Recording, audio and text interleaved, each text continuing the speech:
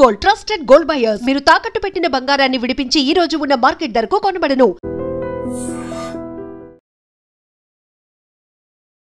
Welcome to I dream. నేను ఉదయశ్రీ. గుజరాత్లో జరిగిన దారుణమైన ఘటనకి సంబంధించి మనం మాట్లాడుకుంటున్నాం. శివసింగ్ అలాగే పద్మిని వీళ్ళిద్దరికీ కూడా 40 years క్రాస్ అయ్యాక పెళ్ళయింది. అయితే శివసింగ్ ద్వారా పిల్లలు పుట్టలేదు. అయితే శివసింగ్ తన కుటుంబీకుల ద్వారా పద్మినిని పిల్లల్ని కనాలని ఫోర్స్ చేశారు. ఇది నిజంగా చాలా చాలా దారుణం. తన తండ్రిని అలాగే తన బావలతో పద్మినిని పిల్లల్ని కనాలని ఫోర్స్ చేయడం, వీళ్ళందరినీ కూడా ఎలా చూడాలి, ఈ ఫ్యామిలీని ఎట్లా చూడాలి మాట్లాడుకుందాం. మనతో ఉన్నారు public speaker, family counsellor Rajani Rama garu. నమస్తే అమ్మా. నమస్తే ఉదయ. ఎంత దారుణమైన ఘటన గుజరాత్లో. అసలు అంటే తన బ్లడ్ అయితే చాలు, తన తండ్రి అయినా పర్వాలేదు, తన భార్య ఎవరితో వాళ్ళ అంటే వరుసకి బావలు అవుతారు ఆయనకి, కానీ ఆ అమ్మాయికి మాత్రం అన్నలు అవుతారు. అసలు ఈ ఇన్సిడెంట్ ని ఎట్లా చూస్తారు? ఆ ఫ్యామిలీ మొత్తం కూడా అట్లాగే థింక్ చేస్తుంది అంటే దీన్ని ఎట్లా చూస్తారు మీరు? అవును, అభాగ్యులు అని ఉంటారు. అంటే ఇప్పుడు చెప్పాలంటే అందరూ చెడ్డవాళ్ళు ఉంటారు, అందరూ మంచి వాళ్ళు ఉంటారు. ఇప్పుడు అమ్మాయిల గురించి నెగిటివ్ టాక్స్ వస్తున్నాయి బయట మనకి, కానీ ఇలా బ్రతుకు బలైపోయి అభాగినులు కూడా చాలామందే ఉన్నారు. అందులోకి పద్మిని వస్తుంది. పాపం వీళ్ళు 6 అక్క చెల్లెళ్ళు, వాళ్ళ అమ్మ నాన్నలకి 6 ఆడపిల్లలు. అయితే ఈ అమ్మాయి పెద్దది. పాపం చాలా ఏమంటారంటే స్థితి కొంచెం బీదరకంలో ఉన్నవాళ్ళు. తండ్రి పాపం తల్లిదండ్రులు ఏదో చేసి వీళ్ళని పోషిస్తుంటే ఈ అమ్మాయి అనుకునేదట, నేను బాగా చదువుకుని నాన్నకి సహాయపడాలి అని. అలానే డిగ్రీ వరకు చదువుకుంది. ఆ అమ్మాయి ఎలా ఆలోచనలు అయితే చేసిందో అలా అనుకున్నట్టే తండ్రి పాపం చనిపోయారు. అంటే చూడండి, మనం ఏదైతే అనుకుంటామో అది జరుగుతుంది అని అంటారు. అంటే అది మలుపు తిరిగి ఇంకో విధంగా కూడా జరగచ్చు అనమాట. తండ్రే చనిపోవాలనేది ఇంకో విధంగా ఈ అమ్మాయి ఇంటిని ఆదుకున్నట్టు మనకి భగవంతుడు చేయొచ్చు కదా. తండ్రిని తీసేస్తేనే ఇప్పుడు ఈ అమ్మాయికి బాధ్యత వస్తుంది అనుకున్నాడేమో భగవంతుడు. అంటే బాధ్యత మొత్తం తీసుకోగలదు అనుకున్నాడేమో, తండ్రిని తీసేశాడు. తండ్రి అనుకోకుండా అకాల మరణం చెందితే నిజంగానే ఈ అమ్మాయి మీదకి బరువు వచ్చి పడిపోయింది. ఇంకా 5 చెల్లెళ్ళు, తల్లి, మరి మొత్తం వీళ్ళ 7 ఆడవాళ్ళు. ఈ ఇంటి మొత్తాన్ని ఒక స్కూల్లో టీచర్గా జాయిన్ అయ్యి జాబ్ చేసి ఆ వచ్చిన డబ్బుతోటి ఎలాగోలా వాళ్ళని చదివించి పెద్ద చేసి పెళ్ళిళ్ళు చేసి అప్పటికే 40 years ఏజ్ వచ్చేసింది. ఇంకా లైఫ్లో ఏముంటుంది కోరిక అనేది, ఒక ఆశ అనేది ఇంకా చచ్చిపోతాయి అన్నమాట ఆ వయసుకి అన్ని. ఇంకా ఒక వరవడిలో పడిపోతుంది లైఫ్ అనేది. బరువులు, బాధ్యతలు ఎలా ఉంటాయి, ఏం కాదులే, మనం ఏదో ఒకటి తింటే సరిపోతుందిలే, ఏదో ఒకటి కట్టుకుంటే సరిపోతుందిలే, ముందు ఇల్లు నడవాలి, ముందు పెళ్లి చేస్తే సరికాదు కదా, మళ్ళీ వాళ్ళకి పొరుళ్ళని పుణ్యాలని పుట్టింటికి వస్తూ ఉంటారు. అవన్నీ మరి తనే చూడాలిగా. తల్లి ఇంకా పక్కకు అయిపోయినట్టే, పెద్ద ఆవిడ అయిపోయింది. ఆల్రెడీ ఈ అమ్మాయి బరువు అంతా మోస్తుంది కాబట్టి ఈ అమ్మాయి మీదకే వస్తాయండి. అంటే అంతులేని కదా అని ఒక సినిమా తీశారు ఎప్పుడో, ఒక 50 సంవత్సరాల క్రితం కదా, జయప్రద. ఆ టైప్ అయిపోయింది అనమాట. ఇంకా ఈ అమ్మాయికి ఏమవుతుందంటే ఒక సీరియస్నెస్ వచ్చేస్తుంది లైఫ్ మీద కానీ, తన మీద తనకు కానీ ఒక రాయిలాగా అయిపోతుంది హృదయం అనేది. తన ఫీలింగ్స్ అన్ని చంపేసుకుని ఇంకా వాళ్ళ కోసమే బతుకుతుంది. అప్పటి వరకు చంపుకుని బ్రతికింది, ఇంకా 40 ఏళ్ళు వచ్చాక చచ్చిపోతాయి ఆటోమేటిక్ గా. ఇంకేముందిలే నా లైఫ్ అది. కానీ పాప వెల్విషర్స్ ఎవరో ఒకళ్ళు ఉంటారు, అన్ని బాధ్యతలు తీరాయి కదా, నువ్వు ఇంక ఇలాగే ఉంటే వాళ్ళు అలా వస్తూనే ఉంటారు, చేయించుకుంటూనే ఉంటారు. నువ్వు సంపాదించింది ఏదో ఒకటి పెట్టిపోతల రూపంలో పెట్టించుకుని తీసుకుని వెళుతూనే ఉంటారు. నీ గురించి ఎవరు ఆలోచించరు. రేపు మాప తల్లి చనిపోతుంది, నీకు ఆసరా ఎవరుంటారు, నువ్వు ఎవరినైనా చూసి పెళ్లి చేసుకో అని సలహా ఇచ్చినప్పుడు ఈ అమ్మాయికి నిజమే అనిపించి పెళ్లి చేసుకోవాలని నిర్ణయించుకుని చెప్తారు కదా వాళ్ళకి వీళ్ళకి సంబంధాలు చూడమని. చెప్పినప్పుడు ఏదో ఒక సంబంధం వచ్చిందట. అతనెవరు, శివసింగ్, తన భర్త పేరు ఏదో. అతను 43 years ఏజ్, ఈ అమ్మాయికి 40+, 40-41 ఏజ్. అయితే అతనికి ఫస్ట్ వైఫ్ చనిపోయింది, ఇప్పుడు సెకండ్ మ్యారేజ్ చేసుకోవాలి. చనిపోయిందా, పారిపోయిందా? వదిలేసి పారిపోయింది. ఏదో ఒకటి జరుగుతున్నాయి ఈ రోజుల్లో. ఆమె వెళ్ళిపోయింది, డివోర్స్ అయిపోయిందో ఏదో వదిలిపెట్టి వెళ్ళిపోయింది. అతను కూడా పిల్లలు లేరు. సరే మళ్ళీ పెళ్లి చేసుకుందామని వాళ్ళ చుట్టాలు కూడా చెప్తారు కదా, అయింది ఏదో అయిపోయింది ఇంకో పెళ్లి చేసుకో అని అంటారు కదా. సరే వాళ్ళు కూడా ఇలాగా సంబంధాలు చూడమని పెళ్లి పేరాయిలు ఉంటారు కదా, చెప్పినప్పుడు ఎట్లా వీళ్ళకి ఇద్దరికి సెట్ అయింది, మ్యాచ్ తీసుకొచ్చినప్పుడు ఓకే అంతా బాగానే ఉంది. అతను కూడా ఏదో చేస్తున్నాడు, నెలకు 30,000 సంపాదిస్తున్నాడు. అతనికి 3 అక్క చెల్లెళ్ళు, ఒక్కడే కొడుకు, తల్లి తండ్రి. అంటే ఒక రకంగా వాళ్ళది కూడా పెద్ద ఫ్యామిలీయే. సో మరి పెద్ద ఫ్యామిలీ అయినప్పుడు కష్ట సుఖాలన్నీ వాళ్ళకి అర్థం అవుతాయి. సో బాగుందిలే ఆ ఫ్యామిలీ అని చెప్పి వీళ్ళు కూడా ఒప్పుకుని పెళ్లి చేసుకున్నారు. పెళ్లి చేసుకుంటే నేను స్టార్టింగ్లోనే చెప్పా అభాగ్యులు అభాగ్యులని. అంటే ఒక లైఫ్ ఎలా స్టార్ట్ అవుతుందో దాదాపుగా కొంతమంది విషయంలో అలాగే ఎండ్ అవుతుంది ఉదయ. నేను చూశాను చాలా వరకు. ఈ కేసు కూడా నాకు చాలా బాధ అనిపించింది. ఇన్ని సంవత్సరాల అమ్మాయి ఏ సుఖానికి ఆనందానికి సంతోషానికి ఒక లగ్జరీ కానీ ఒక కోరికకి ఏదైనా సరే అది తిందాం ఇది కట్టుకుందాము అక్కడికి వెళ్దాము టూర్ వెళ్దాం ఇలాంటి కోరికలు అసలు ఏమీ లేకుండానే బ్రతికింది, ఒకరి కోసం బ్రతికింది. ఆ రాత అనేది అలాగే కంటిన్యూ అవ్వబోతోందా అని నాకు అనిపించింది. సరిగ్గా అలాగే జరిగింది. వాడు పెళ్లి చేసుకున్నాడు. ఫస్ట్ నైట్ రోజున అన్నాడంట, నీకు ఇదే ఫస్టా ముందు ఎవరితో ఏదన్నా నీకు ఎఫ్ఐఆర్ ఉండి నీకు ఫిజికల్గా ఏమన్నా జరిగిందా, నీకు అలవాటు ఉందా అని అడిగాడంట. అంటే ఇది ఎంత పెద్ద విషయం అంటే గుండె ఒక్కసారి ఆగి మళ్ళీ కొట్టుకుంటుంది అనమాట. అంటే ఇది ఎంత పెద్ద అభాండం అంటే అది భరించలేరు. ఇంకా చెప్పాలంటే ఎంత పెద్ద అనుమానం వాడు మనసులో పెట్టుకున్నాడో చూడు. వాడి వెధవకి ఆల్రెడీ రెండో పెళ్లి, అది పారిపోయిందనే చెప్పారు. నీ బుద్ధి ఎలా ఉంటే ఆమె పారిపోయిందో. మళ్ళీ నువ్వు పెళ్లి చేసుకున్నావు ఒక అమ్మాయిని, కష్టాల్లోంచి కన్నీళ్లలోంచి బయటకు తీసావులే అని అనుకుంటారు ఎవరైనా కదా. ఏదో ఒక జీవితాన్ని ఇచ్చావు అని అనుకునే లోపల నువ్వు ఈ ప్రశ్న అడిగితే అది గుండె ఒక్కసారి పగిలిపోతుంది అనమాట. అది ఒక్కసారి మనసు విరిగితే అంటుకోదు అది. ఇంకా దుర్మార్గుడు ఆ అమ్మాయిని ఆమెకి అది ఫస్ట్ రా కాదా అని తెలిసిన ఆమె ఎక్స్ప్రెషన్స్ అబ్జర్వ్ చేశాడట దరిద్రుడు. అదే కదా. అంటే ఇలాంటి నిచాతినిచమైనటువంటి మనస్తత్వం క్యారెక్టర్ కలిగిన వాళ్ళు ఉన్నారు. ఇప్పుడు ఈ అమ్మాయిని ఏం ఉద్ధరించినట్టు అసలు ఆ ప్రశ్న నీకేమన్నా ఫస్ట్ మ్యారేజా వేదవా? అదే కదా. నీకేమన్నా ఫస్ట్ మ్యారేజ్ అంటరా? అదే కదా. నువ్వెందుకు ఆ అమ్మాయిని అలా అడిగావు? ఆ మనోభావాలు ఎంత దెబ్బతిని ఉంటాయి. అయినా కూడా ఆ అమ్మాయి సరిపెట్టుకుని లేదు నాకు ఇదే ఫస్ట్ అని తర్వాత అతనితో మంచిగా కాపురం చేసుకుంటూ రోజులు వెళ్ళదీస్తున్నప్పుడు 6 నెలలు కాగానే ఇంకా ప్రెగ్నెన్సీ రాలేదని చెప్పి అత్తగారు పోరు పెడుతూ ఉంటే వీళ్ళు ఏం చేశారు, హాస్పిటల్కి చూపించుకుంటే అదేంటది ట్రీట్మెంట్స్ ఇవ్వడము, టెస్టులు చేయించడము, IVF కి పంపించడము ఇదంతా చేశారు. అది కూడా సక్సెస్ కాలే. సక్సెస్ కానప్పుడు మళ్ళీ ఈ అబ్బాయికి కూడా టెస్టులు చేస్తే ఈ అబ్బాయికి స్పర్మ్ కౌంట్ లేదు. ఒరే వెధవా తప్పులన్నీ నీకెందున్నాయి? మరి నువ్వే నీ దగ్గరే ఫాల్ట్స్ అన్ని ఉన్నప్పుడు నువ్వు ఎంత పెద్ద క్వశ్చన్ వేసావురా ఫస్ట్ నైట్ రోజున? నువ్వెంత ధీరుడివి సూర్యుడివి పెద్ద చాలా మంచివాడివి అని నువ్వు ఆ క్వశ్చన్ వేసావా? అంటే తప్పులన్నీ ముడి కింద పెట్టుకుని కూడా అడుగుతారా ఎదుట వాళ్ళని? అలాంటి వాళ్ళని ఏం చేయాలి? సో ఇది అయిపోయింది. తర్వాత పుట్టకపోయేటప్పటికి ఏం చేసే ప్లాన్ మీద వెళ్ళారో అనుకోకుండా వెళ్ళారో తెలియదు. ఒకరోజు అందరూ బయటకు వెళ్తే మామగారు ఇంట్లో ఉన్నాడు. ఆ మామగారికి ఏమి తెలియకుండానే ఆటోమేటిక్గా ఈమె గదిలోకి వచ్చాడట. వచ్చి నీకు పిల్లలు లేరు కదా మనం ఉందాము పిల్లలు పుడతారు అని చెప్పి దౌర్జన్యం చేసి ఆ అమ్మాయిని లైక్ అమ్మాయి భాషలో చెప్పాలంటే రేపే దౌర్జన్యం చేశాడు. అలా చేసినప్పుడు భర్తకి తెలియజేసింది, మంచి పనే చేసింది. భర్త మంచోడు అనుకుని చెప్పి తెలియజేస్తే వాడేం చేశాడు? తప్పే ఉంది.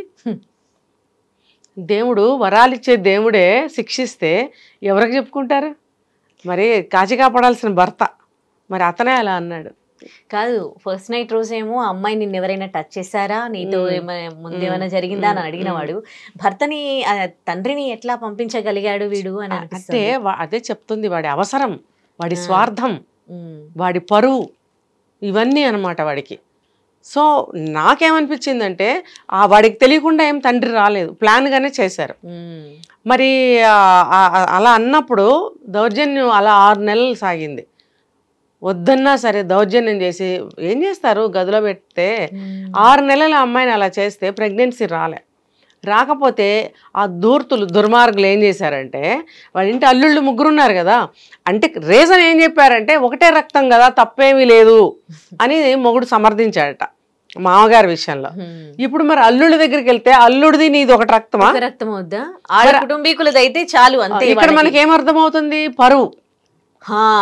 ఇందాకేమో స్వార్థం, ఇప్పుడేమో పరువు కోసం నువ్వు మీ కుటుంబంలో సంబంధించిన ఎవరితోనైనా చేయిస్తావా? నువ్వు అల్లుడిని కన్విన్స్ చేసి పంపిస్తే సరే ఒకటి తర్వాత ఒకడు ముగ్గురు అల్లుళ్ళని పంపించారంట. పంపిస్తే మరి ఆ అమ్మాయికి ప్రెగ్నెన్సీ వచ్చింది. వస్తే 40+ ఏజ్లో బహుశా 42 వచ్చేసి ఉంటాయి ఈ లోపల. మరి ఆ ఏజ్లో ఆ అమ్మాయికి మానసిక పరిస్థితి, ఫిజికల్ కండిషన్ ఎలా ఉందో తెలియదు. ఆ అమ్మాయికి అబార్షన్ అయిపోయింది.